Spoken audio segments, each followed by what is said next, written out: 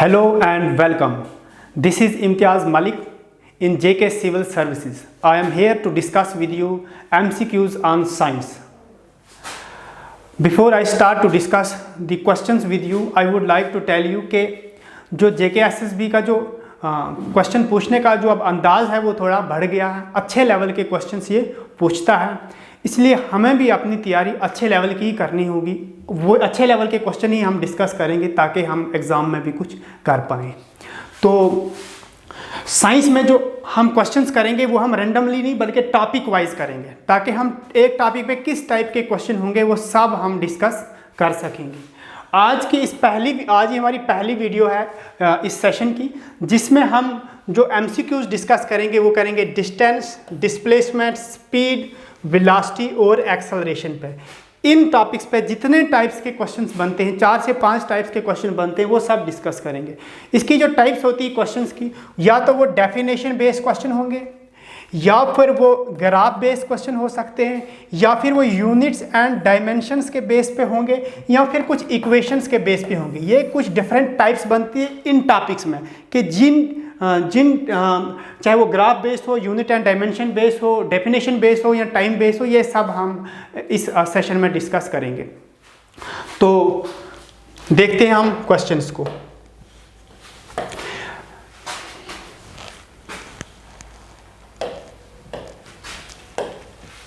ये है पहला क्वेश्चन आपकी स्क्रीन पे। क्वेश्चन क्या बोलता है? What does this graph indicates about the motion of the object. यहाँ पर आपको ये ग्राफ दिया हुआ है, इस ग्राफ को देख के बोलना है कि ये मोशन का क्या नेचर है, कौन सा टाइप है। क्या ये object is moving in negative direction with positive acceleration, object is moving in negative direction with negative acceleration, object is moving in positive direction with negative acceleration, और चौथा ऑप्शन है आपका object is moving in positive direction with positive acceleration. यहां पर इस question को करने का कंसेप्ट ये है कि मोशन आपका कब पॉजिटिव होगा और मोशन आपका कब नेगेटिव होगा। दूसरी बात यह है कि एक्सेलरेशन आपकी कब पॉजिटिव होगी और एक्सेलरेशन आपकी कब नेगेटिव होगी। ये आपको सीखना है। ये चीज़ अगर आती है आपको तो ये क्वेश्चन आपको आता होगा। देखो, हम पहले बात करेंगे कि मोशन आपका कब पॉजिटिव होगा। मोशन तब पॉजिटिव होता है जब वेलोसिटी पॉजिटिव होती है, और मोशन तब नेगेटिव होता है जब वेलोसिटी आपकी क्या होती है, नेगेटिव होती है। यहाँ पर इस ग्राफ में देखो आप, ये हॉरिजॉन्टल लाइन इंडिकेट कर रहा है टाइम, और वर्टिकल लाइन में आपके पास क्या है, वेलोसिटी। इस ग्राफ में हमें दिख रहा है कि जैसे जैसे टाइम बढ़ रहा है वेलोसिटी वैसे वैसे घट रही है।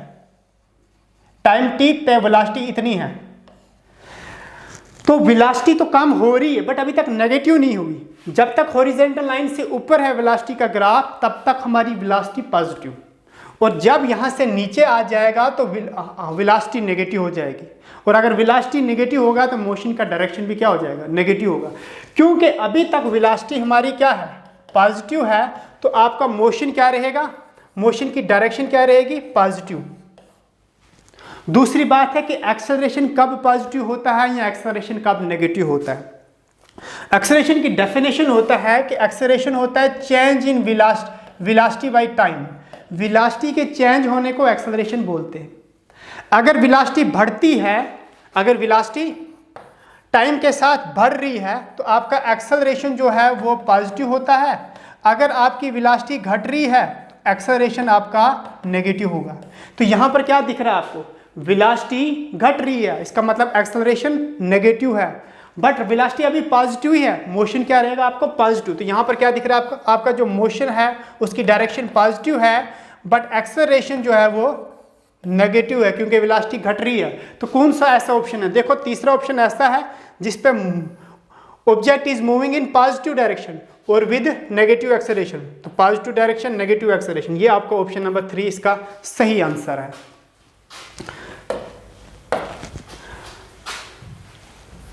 ये रहा आपका दूसरा क्वेश्चन। दूसरा क्वेश्चन बेस्ड है on dimensions. Which of the following is one dimensional motion. Motion of a train moving in a straight track, motion of air particle, motion of snake, none of these. सबसे पहले बात करनी है कि dimension के based पर motion की 3 types बनती है। एक 1 डायमेंशनल मोशन, दूसरा 2 डायमेंशनल मोशन और तीसरा 3 डायमेंशनल मोशन। 1 डायमेंशनल मोशन वो मोशन होता है जब कोई ऑब्जेक्ट एक स्ट्रेट लाइन पे मूव करता है, सीधे सीधे चल रहा है। कोई ऑब्जेक्ट सीधे सीधे लाइन पे चल रहा है, वो 1 डायमेंशनल मोशन कहलाएगा। 2 डायमेंशनल मोशन की आप सिंपल, अगर कोई ऑब्जेक्ट जमीन पे चल रहा है बट उछल नहीं रहा है, कभी आगे पीछे तो जा रहा है बट ऊपर स्पेस पे नहीं जा रहा है, एक प्लेन में चल रहा है, वो कहलाएगा 2 डायमेंशनल मोशन। मतलब motion in plane. Motion in plane होता है 2 डायमेंशनल मोशन। तीसरा है 3 डायमेंशनल मोशन। 3 डायमेंशनल मोशन वो होता है जो स्पेस में होता है, मोशन इन स्पेस। जैसे कि एक बर्ड फ्लाई कर रहा होता है स्पेस में, उसका मोशन 3 डायमेंशनल कहलाता है। ठीक, अगर कोई चीज़ सीधे सीधे चल रहा है 1 डायमेंशनल कहलाता है। अगर कोई टेढ़ा मेढ़ा चल रहा है लेकिन स्पेस में नहीं, किसी प्लेन पे, वो 2 डायमेंशनल मोशन कहलाता है। तो यहाँ पर अगर आप देखो, motion of train running in a straight line, ये कौन सा है? ये है 1 डायमेंशनल मोशन। और पूछा भी यही है 1 डायमेंशनल कौन सा है, तो ये है। अगर इस ऑप्शन को देखोगे, motion of air particle space में चलता है तो वो 3 डायमेंशनल मोशन है। मोशन ऑफ स्नेक प्लेन पर मूव होता है तो वो है 2 डायमेंशनल मोशन।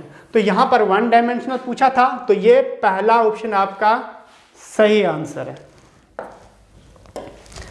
तो अगले क्वेश्चन की ओर मूव होते हैं। यह है आपका तीसरा क्वेश्चन। तीसरा क्वेश्चन क्या बोलता है? If a particle is moving around a circle with uniform speed 10 metre per second, then acceleration is 0, velocity is constant, velocity is changing, distance is 0। बोल रहा है यहाँ पर एक पार्टिकल एक सर्कुलर पाथ में मूव हो रहा है। ठीक, सपोज ऐसे चल रहा है वो, उसकी स्पीड कांस्टेंट है। स्पीड कितनी है उसकी? 10 मीटर पर सेकेंड। क्या उसकी वेलोसिटी चेंज हो रही है कि नहीं हो रही, ये आपको बात देखनी है। देखो, 2 कंसेप्ट, एक आपकी स्पीड है और दूसरी आपकी वेलोसिटी। दोनों में फर्क सिर्फ इतना है, स्पीड स्केलर क्वांटिटी होती है, ये सिर्फ मैग्नीट्यूड देखता है, डायरेक्शन नहीं। वेलोसिटी एक वेक्टर क्वांटिटी है, मैग्नीट्यूड भी होता है उसमें, डायरेक्शन भी होती है। देखो, स्पीड में खाली मैग्नीट्यूड, वेलोसिटी में 2 चीज़ है, मैग्नीट्यूड भी साथ ही साथ डायरेक्शन भी। मैग्नीट्यूड तो यहाँ पर फिक्स है, कितना है? 10 मीटर पर सेकंड, ये इसका मैग्नीट्यूड है। तो इसका मतलब स्पीड कांस्टेंट है। क्या वेलोसिटी कांस्टेंट है?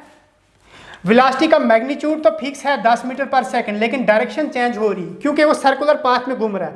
यहाँ पर जब था तो डायरेक्शन ये थी, यहाँ पर था डायरेक्शन ये थी, यहाँ पर था डायरेक्शन ये थी। हर पॉइंट पर इसकी डायरेक्शन क्या हो रही? चेंज हो रही। तो आप क्या बोल सकते हो? वेलोसिटी जो है ये चेंज हो रहा है, यानी डेल्टा वी, वेलोसिटी चेंज हो रहा है। और जब वेलोसिटी चेंज हो रही होती है तो हम बोलते हैं वहाँ पर एक्सेलरेशन भी होता है। तो अब ऑप्शन में देख लो कि एक्सेलरेशन 0 है? नहीं, वेलोसिटी जब चेंज होती है वहाँ पर एक्सेलरेशन होता है, इसलिए एक्सेलरेशन चेंज नहीं होगी, क्योंकि ये घूम रहा है ना। जब भी कोई चीज़ घूम रहा होगा वहाँ पर एक्सेलरेशन भी होगा और वेलोसिटी भी चेंज होगी। दूसरा, वेलोसिटी इज कांस्टेंट नहीं, वेलोसिटी कांस्टेंट नहीं है। क्यों नहीं है? क्योंकि ये घूम रहा है ना, इसलिए वेलोसिटी कांस्टेंट हो ही नहीं सकती।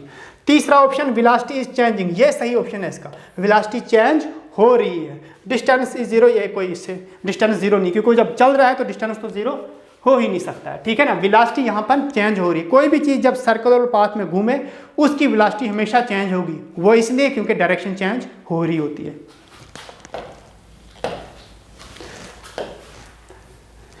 ये रहा आपका चौथा question. The ratio of numerical value of average velocity and average speed of a body is unity, less than unity, unity or more, unity or less. Average speed और एवरेज वेलोसिटी का ratio means, पहले average velocity है, मतलब यहाँ पर आप पहले लिखोगे वेलोसिटी और फिर नीचे लिखोगे आप स्पीड। इनका रेशो क्या होता है? तो यहाँ पर तो वो उन्होंने बताया नहीं, आपको खुद देखना है। इनका एक रिलेशन होता है वेलोसिटी और स्पीड का, वो ये कि स्पीड जो है ना ये ऑलवेज ग्रेटर देन और इक्वल टू वेलोसिटी होता है।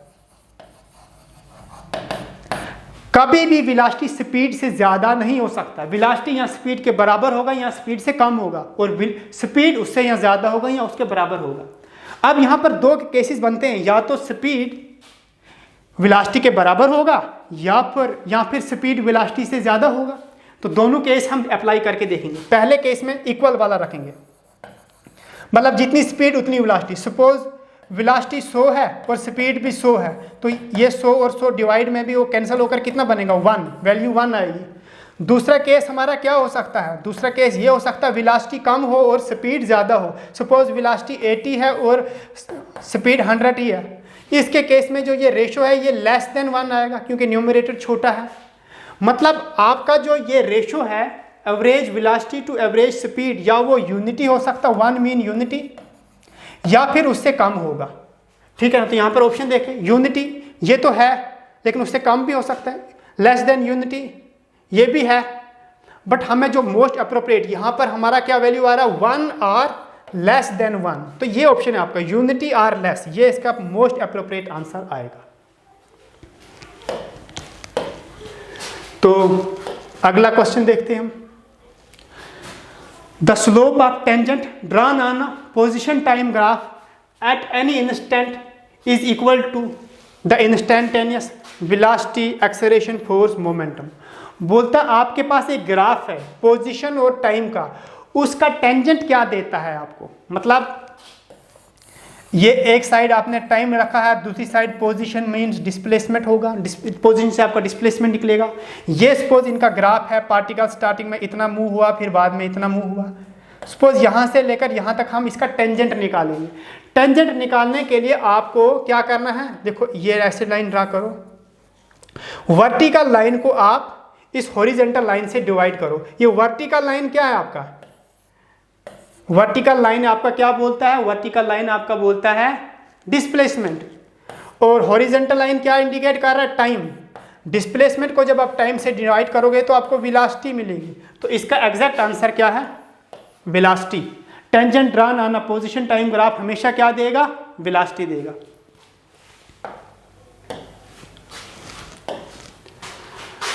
Question number 6, a particle moves 2 metre east, 4 metre north and 5 metre west, the distance covered by the particle is. Distance की डेफिनेशन क्या होती है, actual path covered by an object from initial position to final position, distance कहलाता है। यहाँ पर particle पहले 2 metre गया ईस्ट को, सपोज ये इसकी इनिशियल पोजीशन थी, पहले ईस्ट को गया 2 मीटर, फिर 4 मीटर नॉर्थ को गया, ये लो भाई 4 मीटर नॉर्थ को गया, फिर 5 मीटर वेस्ट को आया, ये 5 मीटर वेस्ट को आया। आपसे क्या पूछा है, आपको बोला है डिस्टेंस बताओ। डिस्टेंस में आपको सिंपली जितना चला है वो ऐड कर लो, पहले 2 चला, फिर 4 मीटर चला और फिर 6 मीटर चला, और टोटल कितना हुआ, सॉरी ये 5 मीटर है,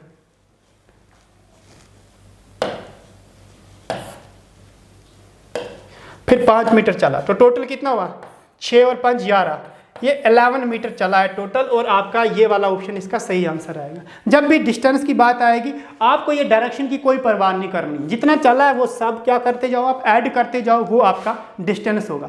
बट यहीं अगर डिस्प्लेसमेंट दिया होता, क्योंकि डिस्प्लेसमेंट एक वेक्टर क्वांटिटी है, वहाँ पे आपको डायरेक्शन पे भी ध्यान रखना होगा। तो उसी कंसेप्ट को क्लियर करने के लिए मैंने वैसा क्वेश्चन भी एक लाया है, ये रहा आपका question. A particle move 6 metre east, 3 metre north and 2 metre west, displacement covered by the particle is. अब आपको डिस्प्लेसमेंट पूछा है, जब भी डिस्प्लेसमेंट पूछा है तो आप डायरेक्शन पे ध्यान रखेंगे। तो करते हैं इसको सॉल्व। सबसे पहले 6 मीटर ये ईस्ट किया, ये सपोज इसकी इनिशियल पोजीशन है, यहां से ये 6 मीटर ईस्ट किया, यहां तक टोटल 6 है ये।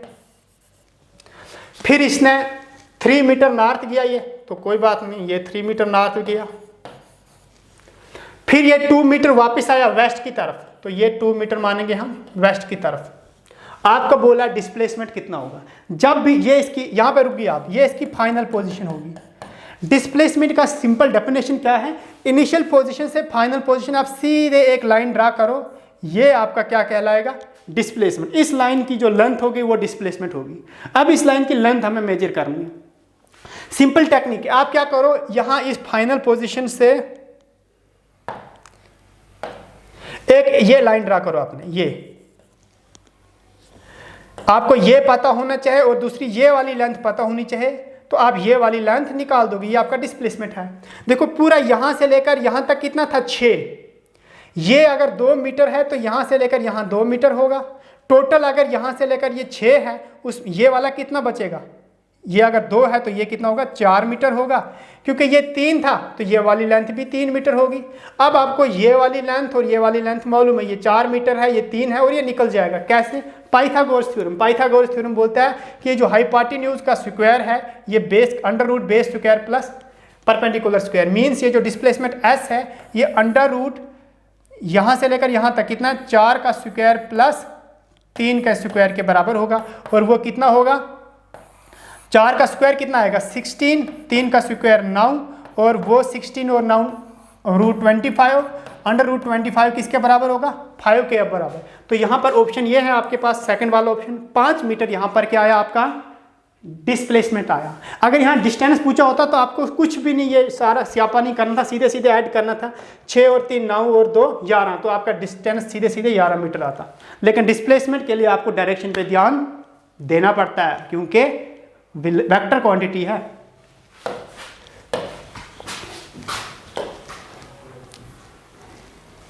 ये रहा अगला क्वेश्चन, एक minute. What is the SI unit of acceleration? Acceleration का एसआई यूनिट क्या है? क्या इसका मीटर है, मीटर पर सेकंड है, सेकंड स्क्वायर पर मीटर है, या मीटर पर सेकंड स्क्वायर है? तो एक्सेलरेशन का एसआई यूनिट क्या होता है? एक्सेलरेशन का एसआई यूनिट होता है मीटर पर सेकंड स्क्वायर। तो ये आपका इसका आंसर है। रिवाइज अगर करूं, डिस्प्लेसमेंट और वेलोसिटी का यूनिट है मीटर, डिस्प्लेसमेंट और डिस्टेंस का यूनिट है मीटर, वेलोसिटी और स्पीड का होता है मीटर पर सेकंड, और एक्सेलरेशन का यूनिट होता है मीटर पर सेकंड स्क्वायर। तो यहां पर एक्सेलरेशन का पूछा है तो ये ऑप्शन 4 सही आंसर है।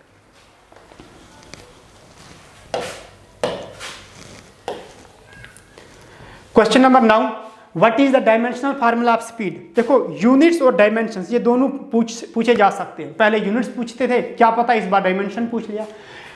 डायमेंशनल फार्मूला आपको स्पीड का निकालना है।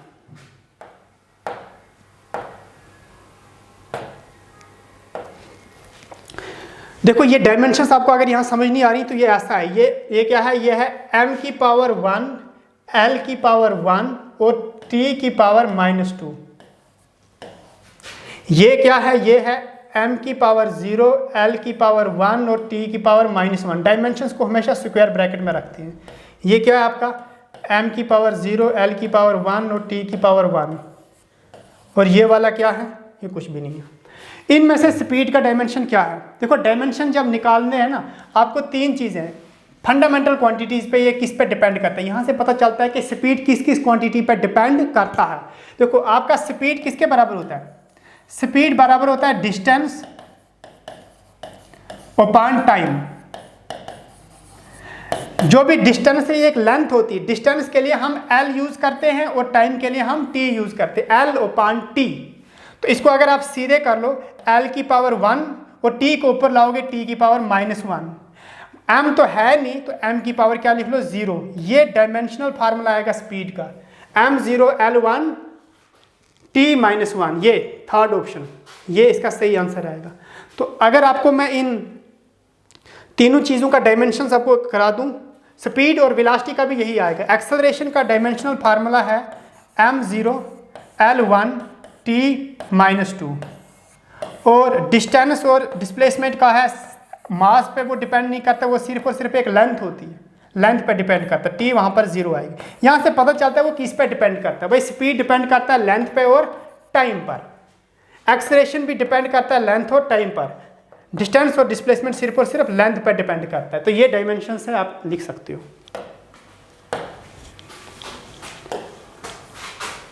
ये है question number 9, which of the following is a scalar quantity? तो स्केलर क्वांटिटी कौन सी है इसमें? डिस्प्लेसमेंट ये कौन सी है? वेक्टर क्वांटिटी है। वेलोसिटी कौन सी क्वांटिटी? ये भी वेक्टर है।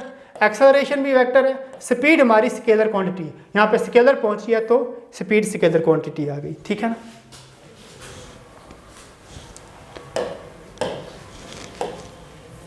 क्वेश्चन नंबर 11 देखेंगे। The area of velocity time graph gives us. ये बहुत इंपॉर्टेंट क्वेश्चन है कि वेलोसिटी टाइम का ग्राफ का एरिया आपको क्या देता है। सबसे पहले आप क्या करो, ग्राफ बना लो। हमेशा टाइम आपका इस एक्सिस में रहेगा और वेलोसिटी के साथ है तो वेलोसिटी इस साइड रहेगा। इसका एरिया निकालना है। क्या निकालना है आपका? एरिया। सपोज वेलोसिटी इतनी है और ये कांस्टेंट है इस टाइम t तक, यहाँ से लेकर यहाँ तक आपकी ये वेलोसिटी रिप्रेजेंट करेगा, यहाँ से लेकर यहाँ तक ये आपका टाइम रिप्रेजेंट करेगा। एरिया निकालने का फार्मूला क्या होता है? लेंथ इंटू ब्रेड्थ, क्योंकि एरिया पूछा है ना कि इसके बीच का जो एरिया है ये क्या रिप्रेजेंट करेगा। एरिया बराबर होता है लेंथ इंटू ब्रेड्थ। यहाँ पर लेंथ की जगह क्या है? टाइम है।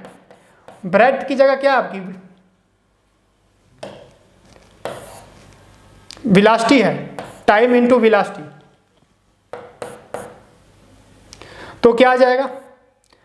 टाइम इंटू वेलोसिटी के लिए क्या लिखो आप? डिस्प्लेसमेंट अपॉन टाइम, क्योंकि वेलोसिटी किसके बराबर होता है? डिस्प्लेसमेंट बाय टाइम के होता है। अब टाइम ने टाइम को कैंसिल कर देना, ये एरिया किसके बराबर? एस रिप्रेजेंट करते हैं यहाँ पर किसको? डिस्प्लेसमेंट को।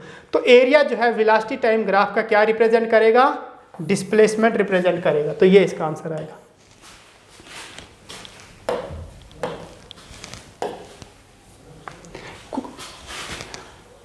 क्वेश्चन नंबर 13 क्या है? The area of acceleration time graph gives. देखो एक साइड आपको एक्सेलरेशन लेनी है, दूसरी साइड आपको टाइम लेना है, तो वो क्या आपको देगा?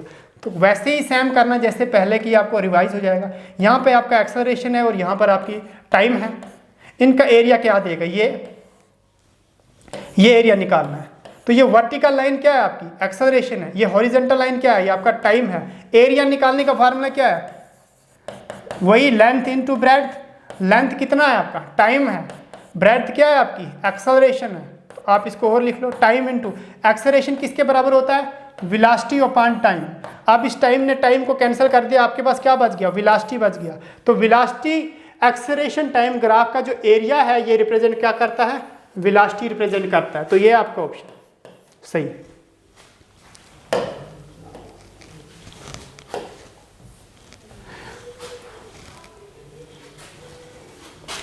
On acceleration time graph the horizontal line indicates. देखो आपके पास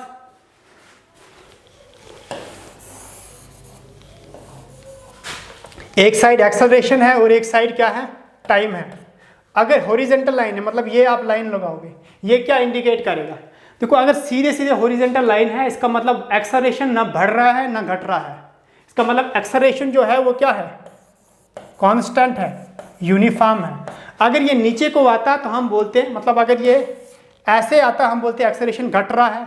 अगर ये ऐसे होता तो हम बोलते हैं एक्सेलरेशन टाइम के साथ बढ़ रहा है। क्योंकि ये सीधे है, हॉरिजॉन्टल है, तो हम बोलेंगे एक्सेलरेशन क्या है? कांस्टेंट है। हॉरिजॉन्टल लाइन क्या इंडिकेट करे? देखो जीरो डिस्प्लेसमेंट ऐसा कुछ नहीं है, जीरो एक्सेलरेशन ऐसा भी नहीं, एक्सेलरेशन तो है। कांस्टेंट एक्सेलरेशन, ये इसका सही आंसर आएगा। एक्सेलरेशन टाइम ग्राफ की हॉरिजॉन्टल लाइन आपका क्या इंडिकेट करेगा? Constant acceleration. अगर वेलोसिटी होती, वेलोसिटी कांस्टेंट आता, डिस्प्लेसमेंट होता, डिस्प्लेसमेंट कांस्टेंट आता। हॉरिजॉन्टल लाइन यहाँ पर क्या करेगा? वो कांस्टेंट कहलाएगा कि ये कांस्टेंट है।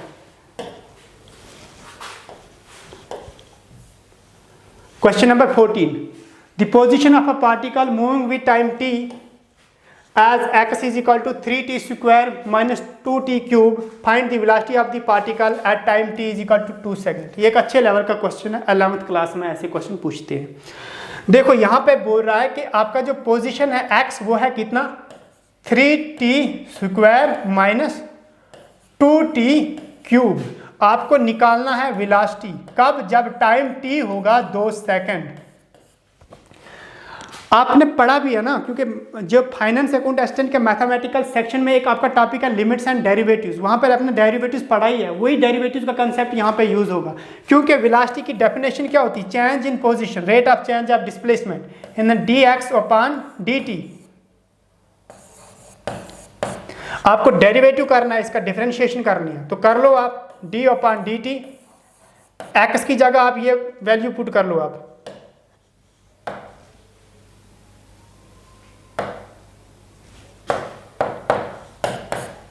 क्या है x की वैल्यू? x की वैल्यू है d अपॉन dt। x की जगह आप ये लिख लो, क्या लिख लोगे? 3t square minus 2t cube. 3t square की डिफरेंशिएशन कितनी होगी और 2t क्यूब की डिफरेंशिएशन कितनी होगी? एक ही फार्मूला आप याद करो, d अपॉन dx। x की स्क्वायर, x की पावर n होगी, इसकी डिफरेंशिएशन होगी n इंटू x की पावर n माइनस 1। यहाँ पर है 3t स्क्वायर, तो आप इसको कैसे करोगे, इसकी डिफ्रेंसिएशन कुछ ऐसी आएगी, 3 इस 3 को 2 से मल्टीप्लाई हो जाएगा 6 और इस t की पावर 1 घट जाती है तो t की पावर 1 रहेगी।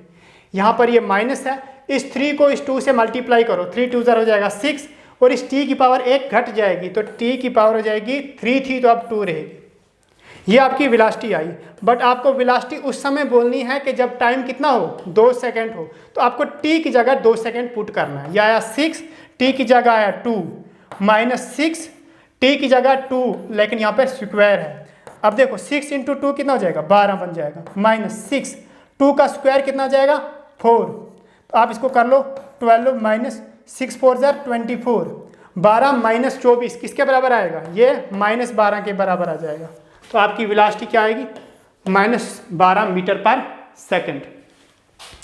तो